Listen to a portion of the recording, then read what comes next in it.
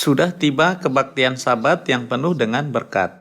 Hari ini mari kita meluangkan waktu untuk mempelajari firman Tuhan dengan judul pengertian yang telah dikaruniakan Tuhan kepada kita. Kalau Tuhan tidak mengaruniakan pengertian kepada kita, kita tidak bisa mengenal Tuhan dengan benar dan tidak bisa mempunyai harapan akan kerajaan sorga. Mungkin kita hidup tanpa mengetahui apapun. Nabi-nabi di dalam Alkitab menubuatkan bahwa Tuhan akan datang sebagai manusia pada zaman Roh Kudus dan mengaruniakan pengertian kepada umat manusia agar mereka bisa mengenalnya. Mari kita baca firman di Kolose pasal 2 ayat 2. Supaya hati mereka terhibur dan mereka bersatu dalam kasih, sehingga mereka memperoleh segala kekayaan dan keyakinan pengertian, dan mengenal rahasia Allah, yaitu Kristus. Sebab di dalam Dialah tersembunyi segala harta, hikmat, dan pengetahuan. Hal ini kukatakan, supaya jangan ada yang memperdayakan kamu dengan kata-kata yang indah.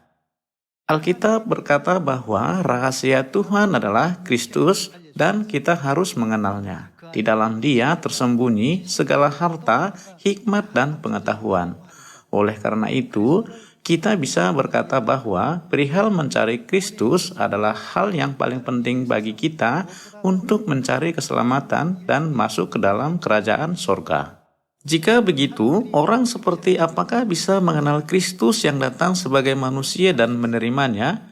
Alkitab berkata bahwa mereka adalah orang yang telah menerima pengertian dari Tuhan. Mari kita mencari tahu jawabannya melalui 1 Yohanes pasal 5. Pasal 5 ayat 18 kita baca.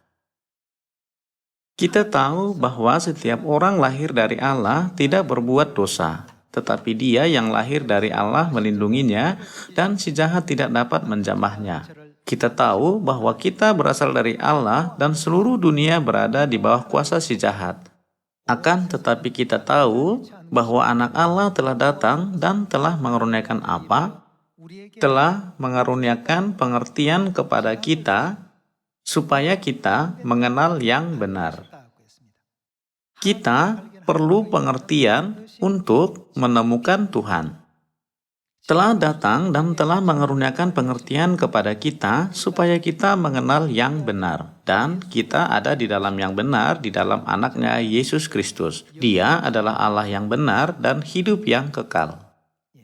Tanpa pengertian, kita tidak bisa menemukan Tuhan yang datang sebagai manusia dan tidak bisa mengenalnya dan menerimanya. Kepada siapakah Tuhan mengaruniakan pengertian? Mari kita baca Mazmur 111. Pasal 111 ayat 10 kita baca. Permulaan hikmat adalah takut akan Tuhan. Semua orang yang melakukannya berakal budi yang baik. Puji-pujian kepadanya tetap untuk selamanya. Kita takut akan Tuhan dan melakukan perintah-perintahnya karena kita mau menerima semua hikmat, pengetahuan, dan pengertian dari Tuhan, bukan? Oleh karena itu, orang-orang yang melakukan perintah Tuhan adalah orang yang menerima pengertian dari Tuhan. Itulah sebabnya kita berusaha untuk melakukan perintah Tuhan, bukan perintah manusia.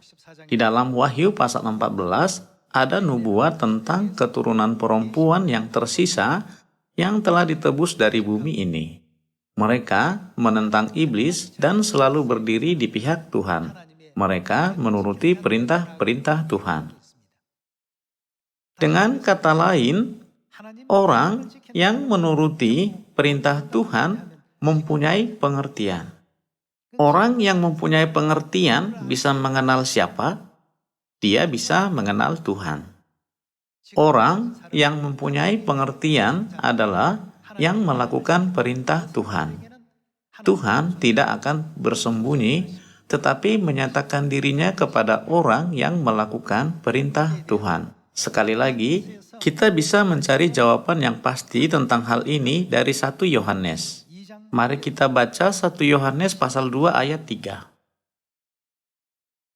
Dan inilah tandanya bahwa kita mengenal Allah, yaitu jikalau kita menuruti perintah-perintahnya. Penulis Mazmur dan Rasul Yohanes bersaksi tentang hal yang sama, bukan? Alkitab berkata bahwa 2 atau 3 orang berkata apa yang sama, perkataan itu adalah benar. Mari kita baca ayat 4. Barang siapa berkata, aku mengenal dia, tetapi ia tidak menuruti perintahnya, ia adalah seorang pendusta dan di dalamnya tidak ada kebenaran. Tetapi barang siapa menuruti firman-Nya, di dalam orang itu sungguh sudah sempurna kasih Allah. Dengan itulah kita ketahui bahwa kita ada di dalam Dia. Barang siapa mengatakan bahwa ia ada di dalam Dia, ia wajib hidup sama seperti Kristus telah hidup. Semua firman Alkitab seperti ini berkata bahwa semua orang yang tidak menuruti perintah Tuhan, meskipun mereka berkata bahwa mereka mengenal Tuhan, adalah pendusta. Karena Tuhan tidak pernah memberikan mereka pengertian yang membantu mereka mengenal Tuhan. Menurut firman di Galatia, hukum Taurat adalah menuntun bagi kita sampai siapa datang? Sampai Kristus datang. Maksudnya sampai Tuhan datang. Kita harus mengetahui perintah-perintah Tuhan. Mereka yang melakukan perintah Tuhan adalah yang mempunyai pengertian. Mereka bisa mengenal Tuhan meskipun Tuhan datang secara rahasia, bisa menerimanya, dan bertemu dengan Dia. Di masa global ini, orang-orang yang melakukan perintah manusia, bukan perintah Tuhan, sangat banyak seperti pasir di tepi laut. Jika begitu, apakah Tuhan akan menyatakan dirinya kepada mereka? Tidak mungkin. Orang yang berkata, aku mengenal Tuhan, tetapi tidak melakukan perintah Tuhan, tidak mempunyai apa? Dia tidak mempunyai pengertian. Karena tidak mempunyai pengertian, apakah dia bisa menyadari Tuhan? Dia tidak bisa percaya kepada Tuhan, walaupun Tuhan memberikan firman yang sangat mulia dan menjelaskannya. Mari kita baca Matius pasal 15 ayat 7. Hai orang-orang munafik, benarlah nubuat Yesaya tentang kamu. Bangsa ini memuliakan aku dengan bibirnya, padahal hatinya jauh daripadaku. Percuma mereka beribadah kepadaku, sedangkan ajaran yang mereka ajarkan ialah perintah manusia. Pokok ajaran mereka adalah perintah manusia, bukan perintah Tuhan. Tuhan membimbing orang-orang yang menuruti perintah-Nya untuk mereka mengenal Tuhan dan memberikan pengertian dan kesadaran supaya mereka bisa mengenalnya. Tetapi orang yang memandang Tuhan melalui perintah manusia akan menganggap Tuhan sebagai bidat atau seorang yang membawa ajaran sesat. Tuhan sudah mengajarkan hal ini kepada kita 2000 tahun yang lalu. Orang yang melakukan perintah Tuhan mempunyai pengertian untuk mengenal Tuhan. Walaupun Tuhan datang sebagai seorang laki-laki maupun Dia datang sebagai seorang perempuan, kita bisa mengenal Tuhan dan menerimanya ketika kita melakukan perintah-perintah Tuhan, bukan? Itulah alasan mengapa Yesus sudah berkata, percuma mereka beribadah kepadaku, sedangkan ajaran yang mereka ajarkan ialah perintah manusia. Mari kita baca Yesaya pasal 29 ayat 11. Maka bagimu penglihatan dari semuanya itu, di sini penglihatan adalah Alkitab. Maka bagimu penglihatan dari semuanya itu seperti isi sebuah kitab yang termeterai, apabila itu diberikan kepada orang yang tahu membaca dengan mengatakan, baiklah baca ini, maka ia akan menjawab, aku tidak dapat, sebab kitab itu termeterai. Dan apabila kitab itu diberikan kepada seorang yang tidak dapat membaca dengan mengatakan, baiklah baca ini, maka ia akan menjawab, aku tidak dapat membaca. Ayat 13. Dan Tuhan telah berfirman, Oleh karena bangsa ini datang mendekat dengan mulutnya dan memuliakan aku dengan bibirnya, padahal hatinya menjauh daripadaku, dan ibadahnya kepadaku hanyalah perintah manusia yang dihafalkan. Ayat 14.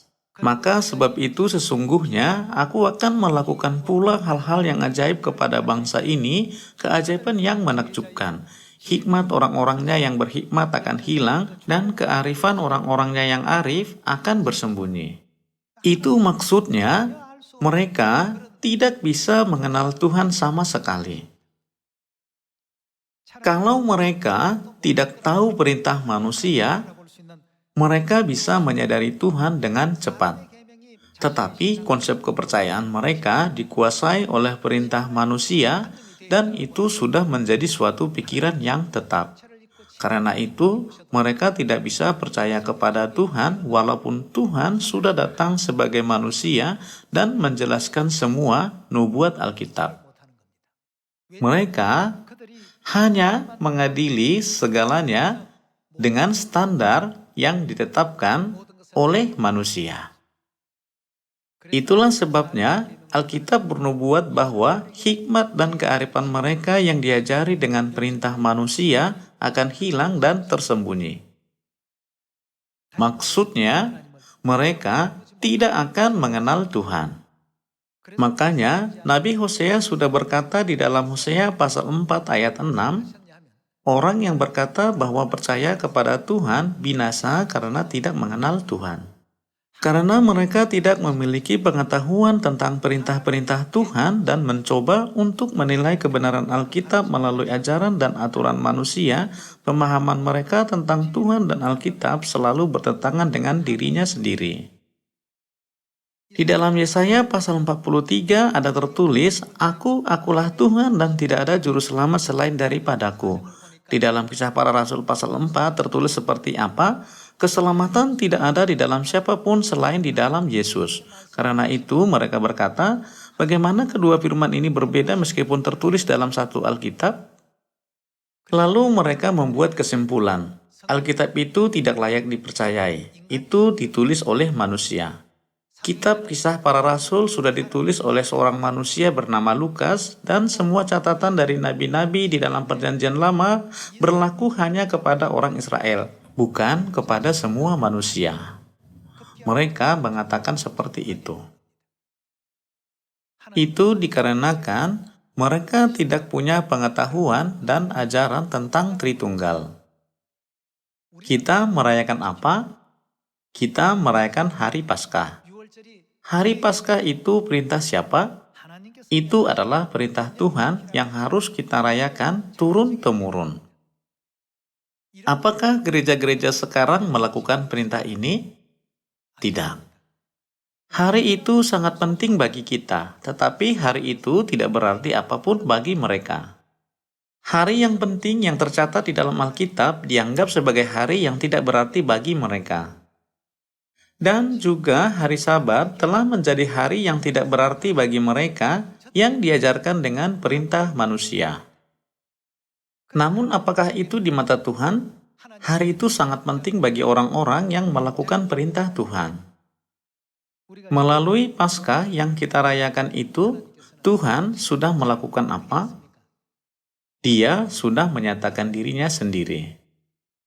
Sebelum kita mengetahui hari Paskah, kita tidak bisa mengerti apa arti dari Yesaya pasal 25, dan tidak bisa mengerti apa artinya Yesus datang menurut peraturan Melkisedek dari Ibrani pasal 5, meskipun kita banyak sekali membacanya.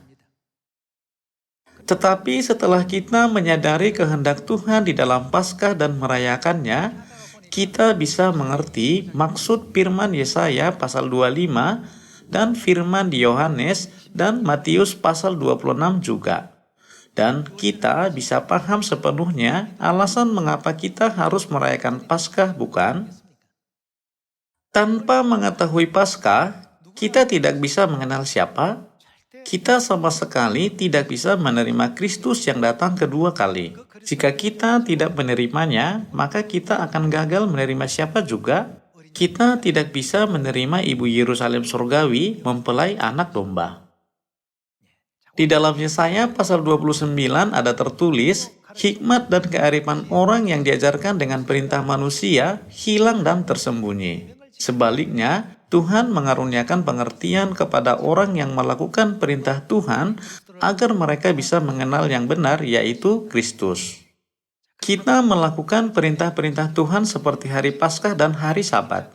Kalau begitu, apakah kita bisa mengenal Tuhan yang datang sebagai manusia? Ya, kita bisa mengenalnya. Yesaya pasal 25 ayat 6 kita baca. Tuhan semesta alam akan menyediakan di Gunung Sion ini bagi segala bangsa-bangsa suatu perjamuan dengan masakan yang bergemuk, suatu perjamuan dengan anggur yang tua benar, masakan yang bergemuk dan bersumsum, anggur yang tua yang disaring endapannya. Dan di atas gunung ini Tuhan akan mengoyakkan kain perkabungan yang diselubungkan kepada segala suku bangsa dan tuduk yang ditudungkan kepada segala bangsa-bangsa. Ia akan menyediakan maut untuk seterusnya dan Tuhan Allah akan menghapuskan air mata daripada segala muka dan aib umatnya akan dipulihkannya dari seluruh bumi sebab Tuhan telah mengatakannya. Pada waktu itu orang akan berkata, sesungguhnya inilah Allah kita yang kita nanti-nantikan supaya kita diselamatkan. Inilah Tuhan yang kita nanti-nantikan. Marilah kita bersorak-sorak dan bersukacita oleh karena keselamatan yang diadakannya. Di ayat 9, dinubuatkan bahwa mereka yang berkata, inilah Tuhan kita. Mereka berkata, kita menanti-nantikan Dia supaya kita diselamatkan.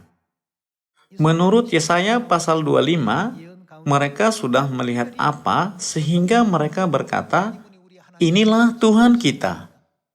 Apa yang tertulis di dalam nubuat ini?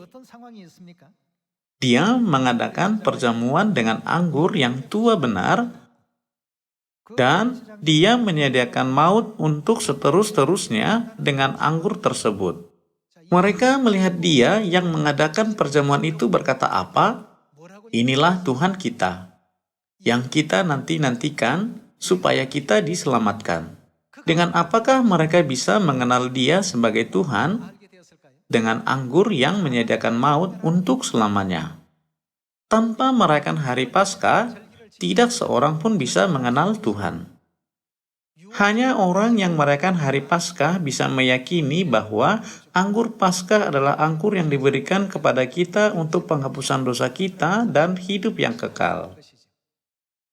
Sama seperti itu, Tuhan mengaruniakan pengertian kepada mereka yang melakukan perintah-Nya supaya mereka bisa mengenal Kristus. Anda semua dan saya sudah merayakan hari Paskah. Jadi apakah kita bisa mengetahui bahwa Kristus pasti membawa Paskah ketika Dia datang ke bumi atau tidak? Sesungguhnya inilah Tuhan kita, yang kita nanti-nantikan supaya kita diselamatkan. Tidak ada yang dapat menyelamatkan kita. Hanya Dialah akan menyelamatkan kita.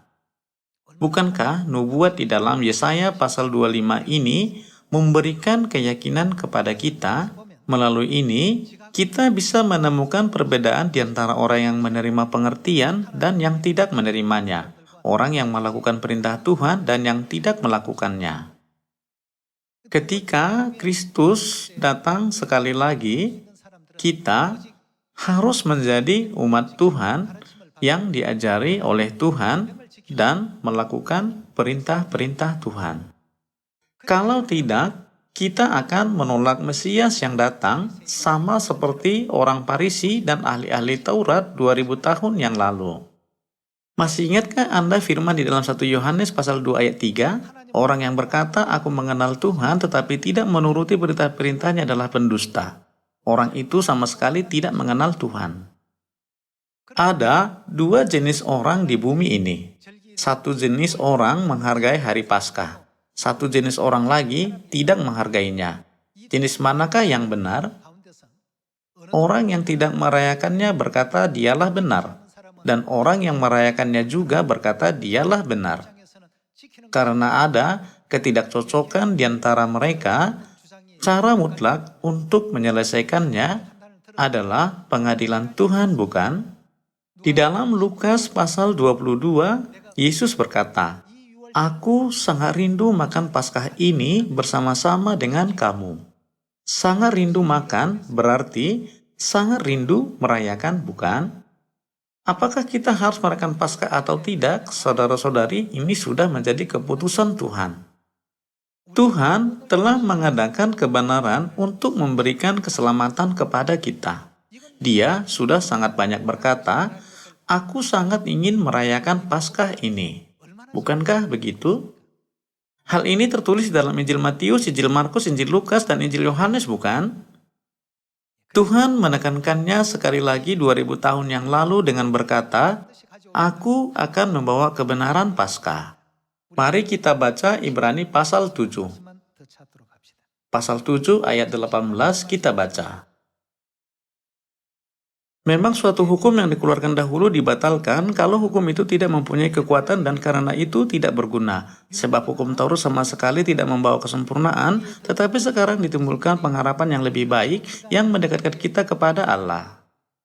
Hukum yang dikeluarkan dahulu, yaitu hukum perjanjian lama, dibatalkan dan hukum perjanjian baru diadakan.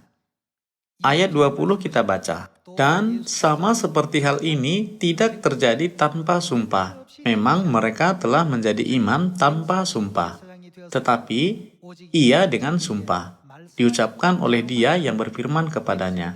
Tuhan telah bersumpah dan ia tidak akan menyesal. Engkau adalah imam untuk selama-lamanya. Ayat 22. Demikian pula, Yesus adalah jaminan dari suatu perjanjian yang lebih kuat. Dia adalah jaminan perjanjian baru. Ayat 23. Dan dalam jumlah yang besar, mereka telah menjadi iman karena mereka dicegah oleh maut untuk tetap menjabat iman. Tetapi karena ia tetap selama-lamanya, imamatnya tidak dapat beralih kepada orang lain. Itu bisa dikatakan bahwa masa imamatnya tidak terbatas, bukan? Biasanya masa presiden itu 5 tahun. Masa jabatan direksi pada umumnya 2 tahun. Seperti ini ada masa tertentu. Jika begitu, bagaimana dengan masa jabatan Yesus? Masa jabatannya untuk selama-lamanya, tidak akan beralih kepada orang lain. Apa maksudnya imamatnya tidak beralih kepada orang lain? Ia tetap selama-lamanya, bukan? Jadi, Yesus memegang jabatannya sebagai imam baik pada waktu kedatangannya pertama kali maupun pada waktu kedatangannya kedua kali. Dan dia datang untuk kedua kali sebagai imam untuk mengajari semua manusia. Jika begitu, Yesus sudah menjadi imam menurut apa 2000 tahun yang lalu? Pasal 5 ayat 6 kita baca. Sebagaimana firman-Nya dalam satu nas lain, engkau adalah imam untuk selama-lamanya. Menurut peraturan apa? Peraturan Melkisedek. Apakah dia adalah imam menurut peraturan Melkisedek hanya pada kedatangannya pertama kali? Alkitab berkata, ia tetap untuk selama-lamanya. Jadi, dia harus datang sekali lagi sebagai imam menurut peraturan Melkisedek. Jika dia datang sebagai imam menurut peraturan Melkisedek, kebenaran apakah yang harus muncul? Kebenaran Paskah harus muncul. Karena ada catatan di dalam Kejadian pasal 14 bahwa peraturan Melkisedek itu disempurnakan dengan roti dan anggur dan juga dengan persembahan persepuluhan, bukan? Ayat 7. Dalam hidupnya sebagai manusia, ia telah mempersembahkan doa dan permohonan dengan ratap tangis dan keluhan kepada Dia yang sanggup menyelamatkannya dari maut, dan karena kesalehannya ia telah didengarkan. Dan sekalipun ia adalah anak, ia telah belajar menjadi taat dari apa yang telah dideritanya, dan sesudah ia mencapai kesempurnaannya, ia menjadi pokok keselamatan yang abadi bagi semua orang yang taat kepadanya. Dan ia dipanggil menjadi imam besar oleh Allah menurut peraturan Melkisedek. Apakah jabatan yang telah dimilikinya pada waktu dia datang pertama kali itu akan diubah ketika dia datang untuk kedua kali? Tidak mungkin. Imam menurut peraturan Melkisedek tidak mungkin berubah. Oleh karena itu, ketika dia datang untuk kedua kali, dia harus membawa kebenaran apa? Dia yang membuka anggur yang tua benar dan mengadakan sebuah perjamuan dengan anggur itu adalah Tuhan kita. Siapakah dia? yang datang dengan membawa kebenaran Paskah Perjanjian Baru menurut nubuat Alkitab. Dia adalah Tuhan kita. Saudara-saudari, siapakah sudah membawa Paskah ini? Siapakah sudah membawa anggur Paskah yang telah ditutup selama 1600 tahun? Kita adalah orang-orang yang ada di dalam ajaran Tuhan itu. Jadi, masa depan kita pasti gemilang, bukan? Silakan membayangkannya. Misalkan, seorang manusia tinggal di Korea tanpa mengetahui siapakah orang tuanya. Suatu hari, salah satu jutawan terkaya mengunjungi Korea untuk mencari anaknya yang hilang. Saat itu, anaknya menjalani hidup sangat susah karena miskin. Dia nyaris tidak bisa mencari nafkah dengan bekerja 2 dan 3 pekerjaan sekaligus. Namun, sebenarnya ayahnya orang terkaya di Amerika Serikat. Ayahnya datang ke Korea untuk mencari anaknya dan mewariskan hartanya kepada anak itu. Ternyata orang yang miskin itulah anak orang terkaya itu. Bagaimana perasaan anak itu? Dia tidak bisa mengungkapkan betapa gembiranya. Dia tidak bisa membayangkan masa depannya. Sekarang, dia tinggal di sebuah rumah sewa. Tetapi jika dia pergi ke Amerika Serikat, dia akan mewarisi semua harta ayahnya dan akan menjadi direktur dari perusahaan besar karena dia adalah anak direktur sekarang. Apakah dia bisa tidur setelah tahu identitasnya? Hari-harinya penuh dengan mimpi tentang apa yang akan terjadi, bukan? Kitalah anak yang seperti itu. Sebentar lagi, malaikat-malaikat dan semua makhluk rohani iri pada kita dan berkata, "Wah, Anda sungguh luar biasa. Anda putra dan putri yang maha tinggi." Ketika kita memperhatikan hal-hal yang terjadi di bumi planet yang kecil ini, kita bisa berpikir, apakah itu hebatnya jika merayakan Paskah dan memelihara hari Sabat? Apakah itu benar berkat besar jika aku mengenal Bapa dan Ibu? Makanya itu semua adalah rahasia dari kerajaan sorga. Kita sudah mempunyai pengertian untuk mengetahui rahasia-rahasia dari kerajaan sorga sebagai anak Tuhan, bukan? Bagaimana jika kita melepaskan hak untuk menjadi anak Tuhan karena hal-hal duniawi tanpa mengenal nilainya? Kita tidak boleh melakukan kebodohan seperti itu. Saudara-saudari, bayangkanlah Andalah anak seorang terkaya di dunia yang sedang mencari anaknya yang hilang. Bagaimana perasaanmu? Hanya membayangkan saja Anda bisa senang, bukan? Rasanya Anda menjadi orang tertinggi di dunia. Bagaimana hidupku dari sekarang? Bagaimana masa depanku? Bagaimana jika Anda tinggal di sebuah rumah yang sangat besar dan banyak orang melayani Anda, walaupun tidak menyebut Anda sebagai putra atau putri? Betapa besarnya kesenanganmu setiap hari. Setiap saat dan setiap hari akan penuh dengan sukacita besar, bukan? Pengertian untuk mengenal Tuhan itu bukan hal yang sederhana. Meskipun Anda sudah menjadi anak Tuhan, mungkin Anda susah merasa itu nyata. Anak yang hilang dalam cerita tadi juga tidak bisa merasa itu nyata di Korea. Dia harus pergi ke Amerika Serikat dulu. Jika dia pergi ke Amerika Serikat, ayahnya mengumpulkan banyak wartawan dan berkata, "Aku mencari anakku yang sudah hilang." Saudara-saudari, kita akan segera menyambut hari yang mulia itu di dalam dunia rohani. Jadi, janganlah terlalu berfokuskan pada hal-hal duniawi yang sementara, tetapi harapkan masa depan yang gemilang yang diberikan Tuhan kepada kita. Saya berharap semua anak-anak Sion dapat masuk ke surga yang adalah rumah abadi kita. Dengan ini, saya menutup khotbah hari ini. Terima kasih.